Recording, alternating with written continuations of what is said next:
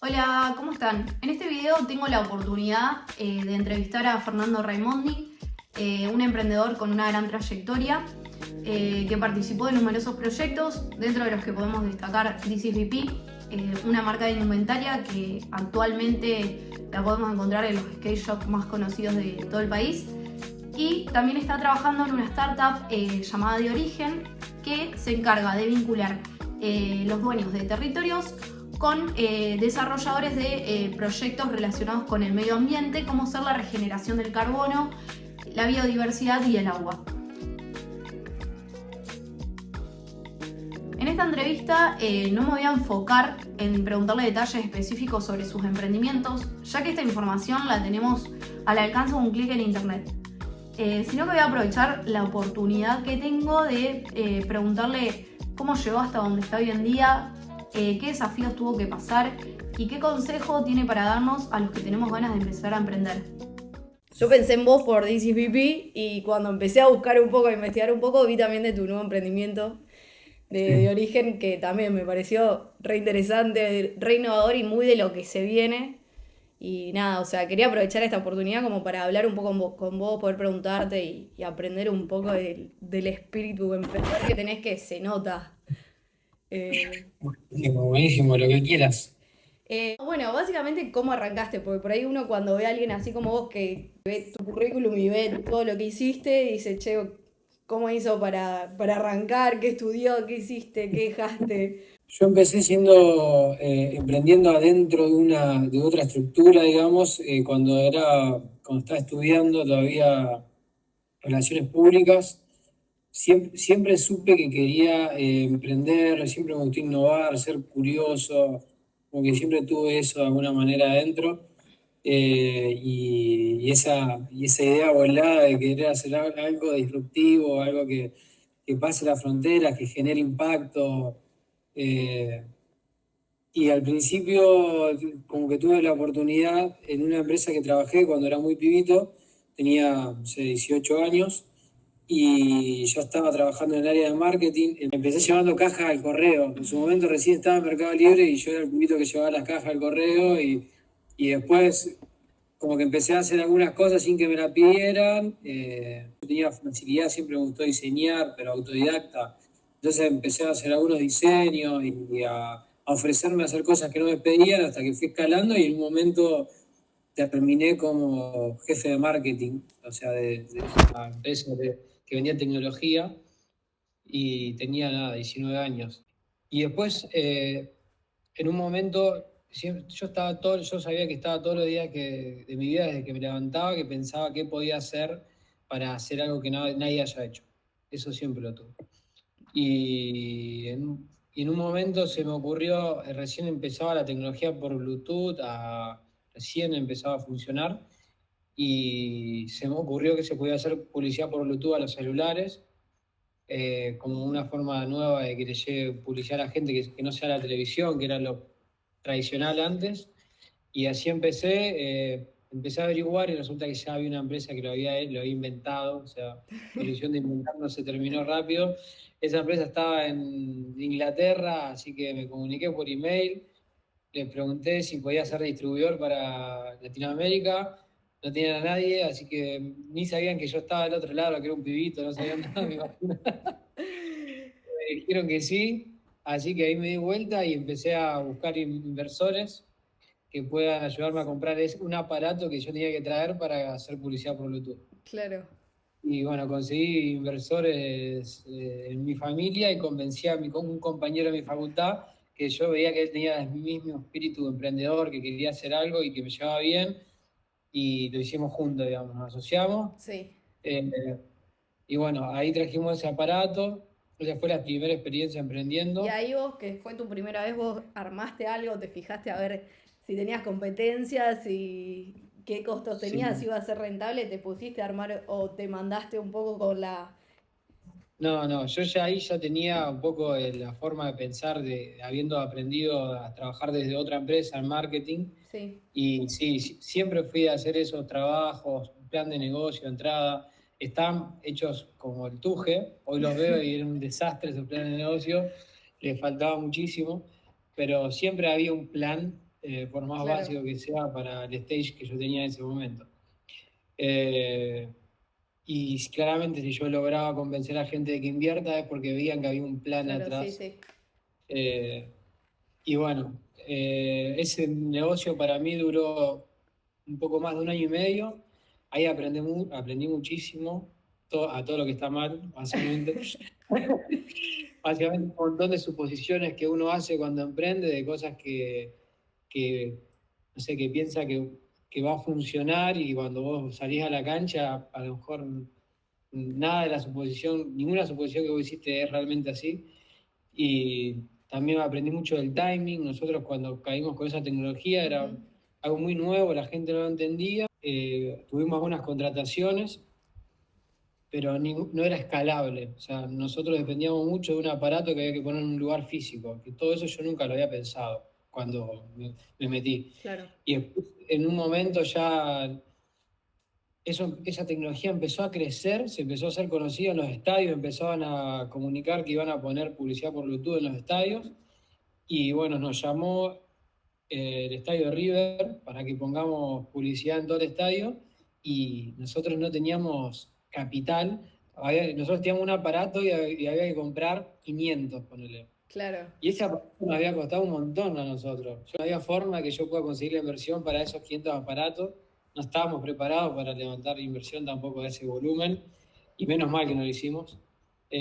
Así que ahí ese fue mi último día, yo me di cuenta que eso no era escalable. Después de ahí yo siempre estuve muy ligado a los deportes de tabla, era algo que a mí me apasionaba, lo hacía como hobby. Y después de eso pensé en que lo mejor para mí va a ser que emprenda en algo que a mí me apasione, que de esa forma era como que no me costaba, Claro. al contrario, me hipermotivaba. Entonces, mi segundo emprendimiento fue para una pasión, digamos, que fueron los deportes de tabla. A mí me pasa más o menos algo parecido cada vez que veo un emprendimiento.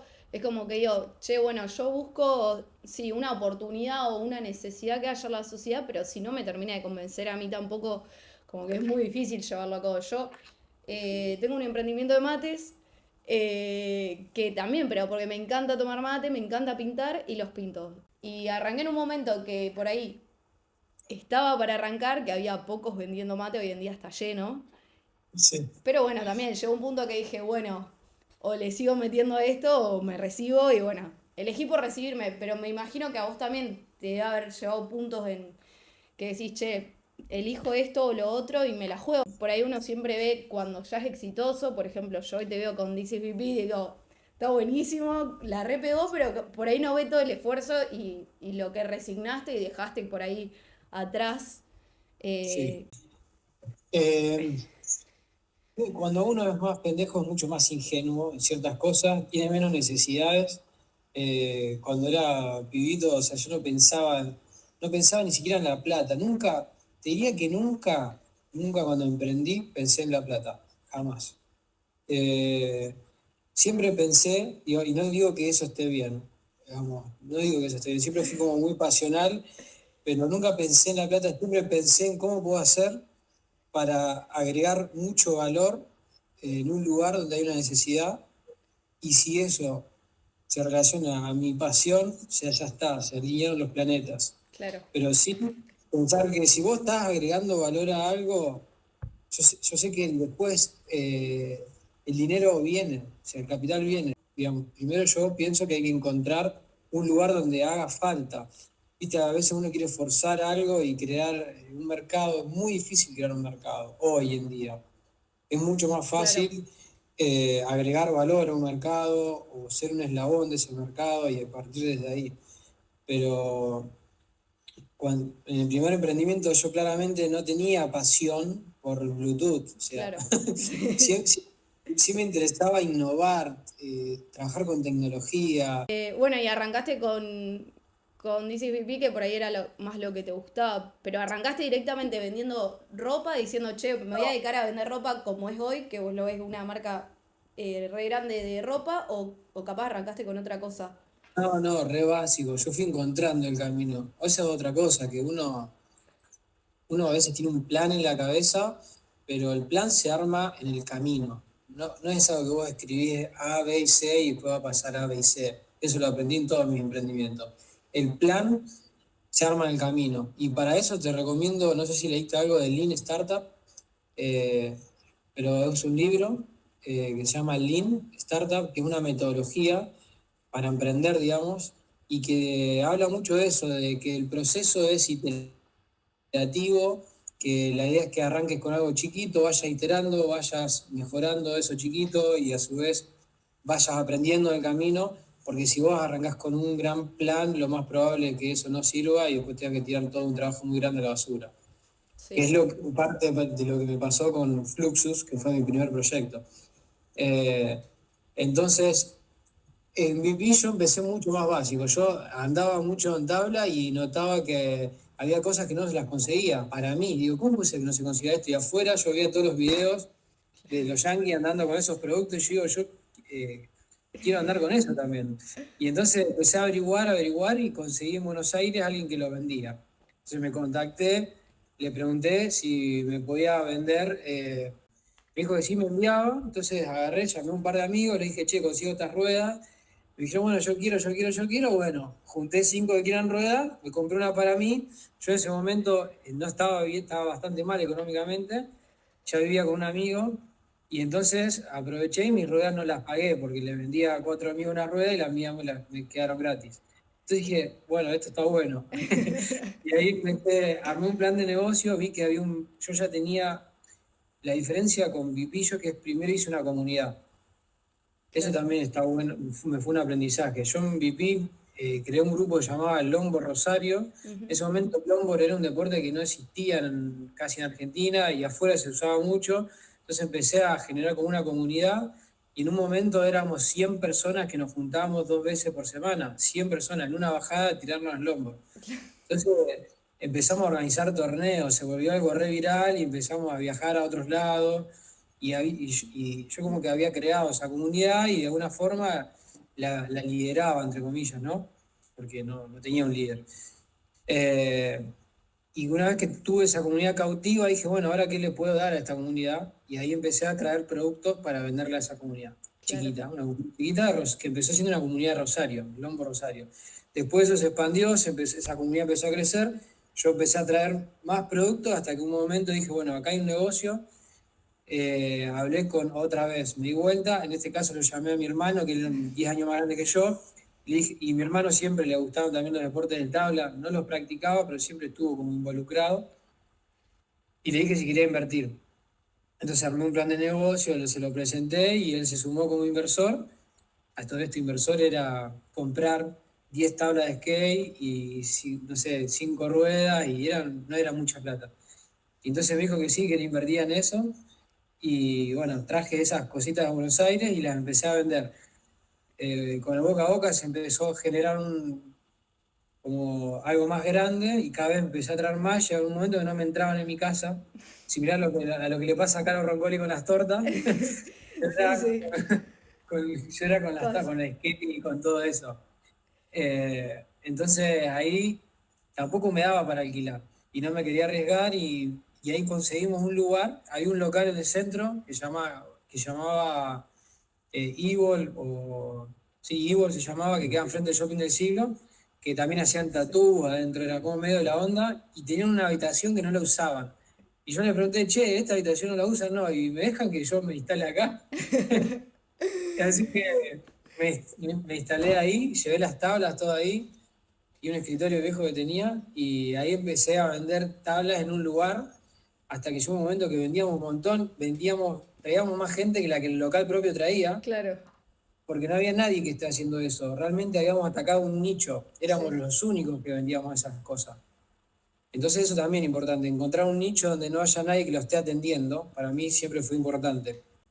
Eh, Y que vos lo que te pasó al principio, que dijiste, bueno, acá yo puedo hacer algo que nadie lo está haciendo, ahora lo están haciendo todos, es como que el Sí. nicho está muy hundido ahora. Entonces hay que encontrar un diferencial, algo que no estén haciendo todos.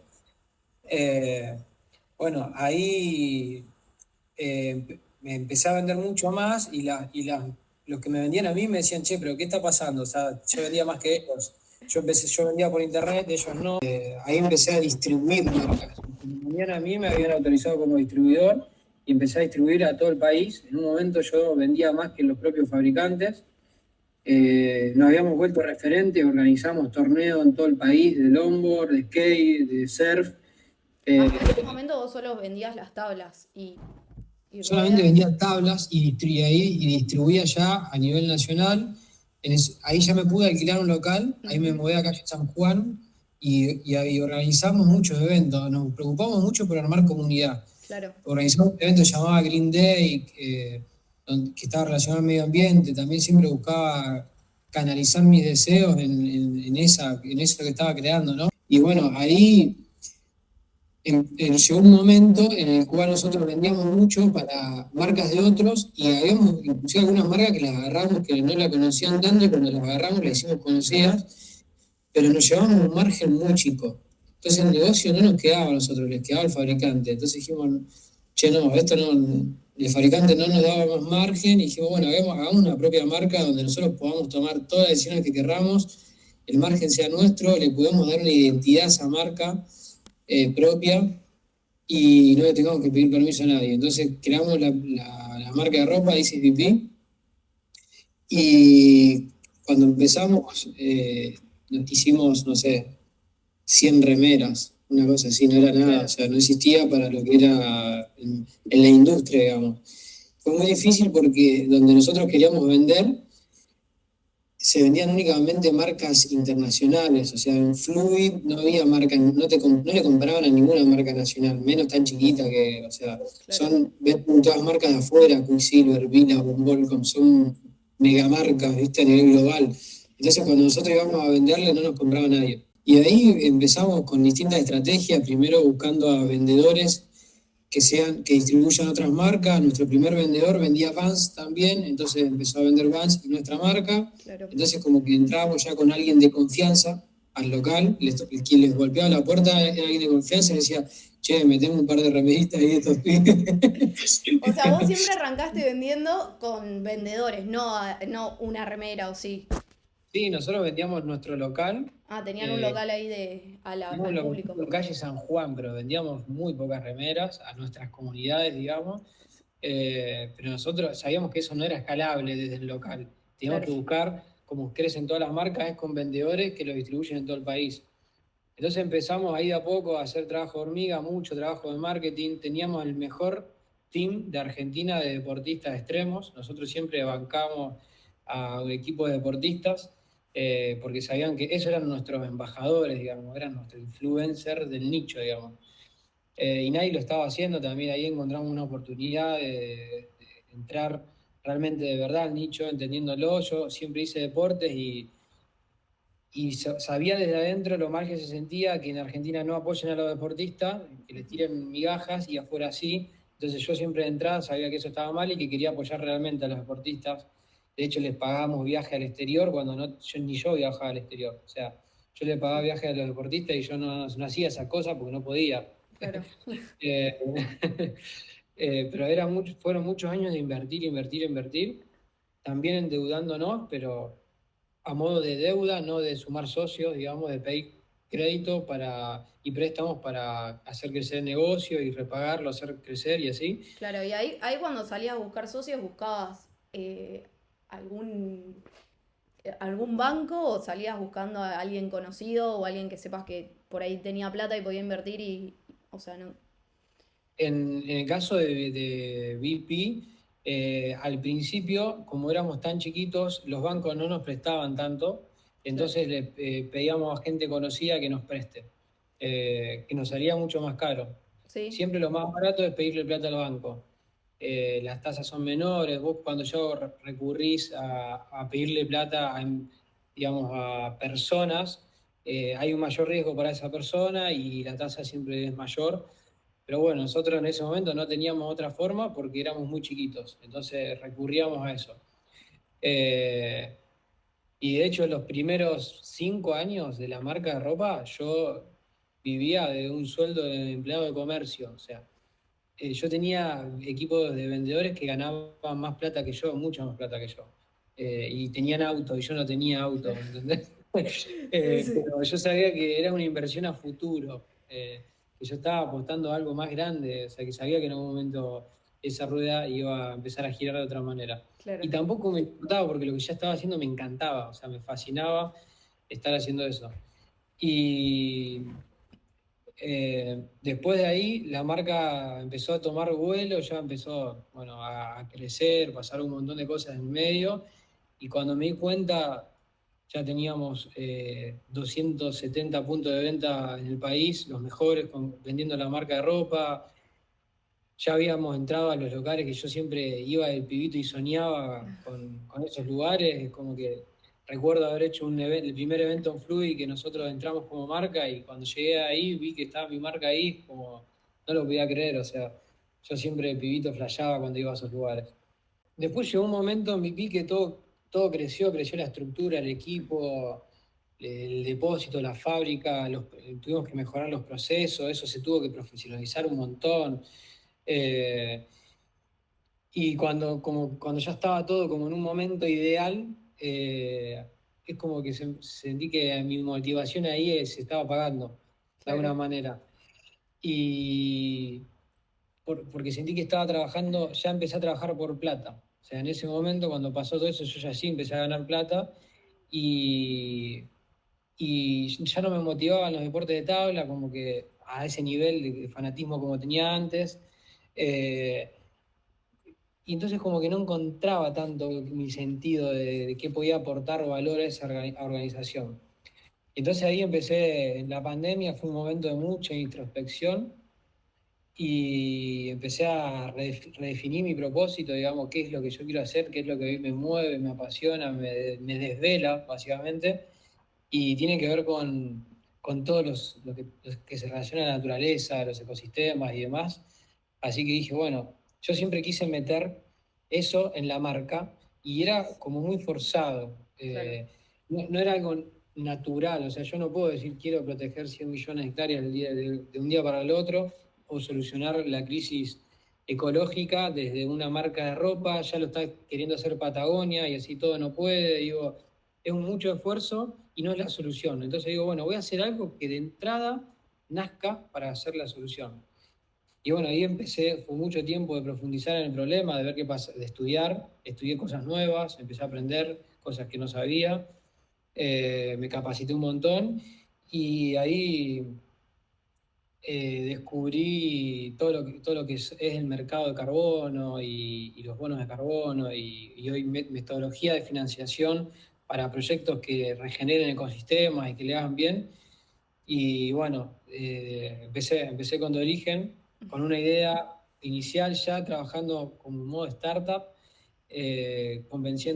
buscando quién eran mis socios ideales y todo ese nuevo proceso, eh, contándoselo a personas referentes del tema. Y bueno, digamos, el proceso de emprender en De Origen para mí fue algo nuevo. Yo nunca había emprendido en una startup, Claro. siempre negocios más tradicionales. Y vos ahí, con De Origen, bueno, vos sabías que querías que sea algo ambiental, que tenga que ver con eso, y empezaste a buscar qué era lo que faltaba, qué necesidad había El y cómo problema. podías entrar.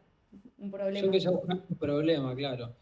Yo sabía que quería estar en ese ambiente, y el ambiente es muy grande, de todo lo que se relaciona a la Ujú. sustentabilidad, al medio ambiente es muy grande. Yo sabía que quería estar ahí. Entonces empecé a buscar, a ver qué es lo que a mí más me molesta. O sea, ir a un ecosistema que antes iba, y ahora verlo todo deteriorado, más en pandemia, que yo veía cómo se quemaban las islas. Digamos, eso es lo que más me molesta. Bueno, ¿por qué se queman las islas? Entonces yo me iba haciendo preguntas.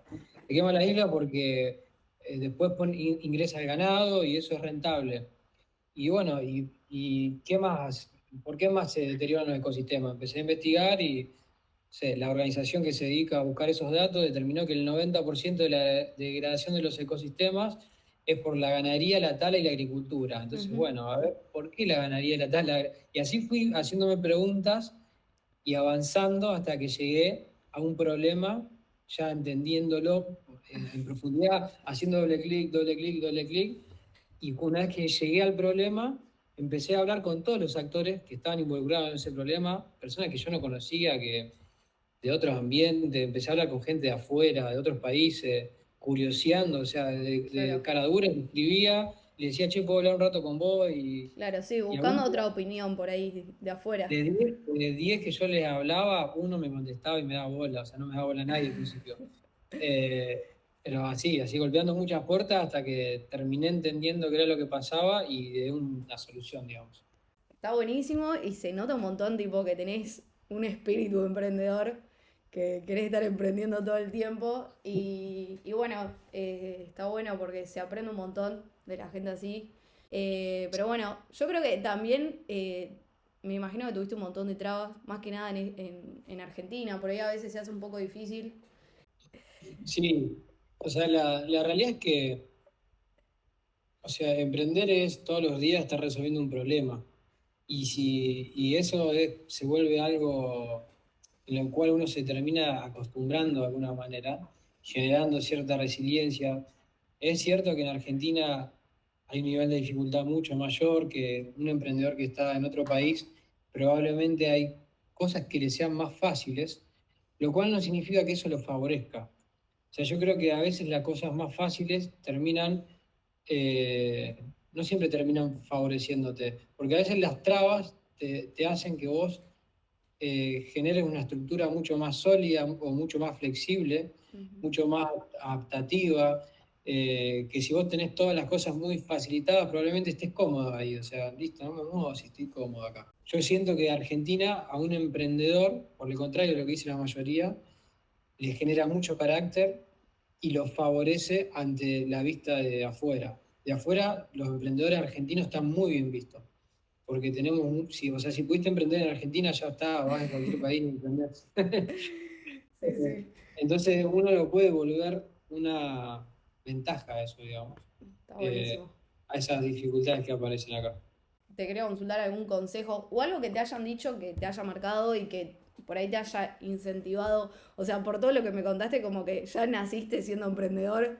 No, yo te diría que todo me marcó, nunca, no, yo no nací sabiendo, de hecho hoy en día siento que todavía tengo 35 años y hace, no sé, 25 que emprendo y siento que todavía me falta, hay muchas cosas que no las sé y a veces miro, siempre es muy normal ver el pasto de la persona que está al lado y ver que está mejor cortado siempre, eso es muy normal.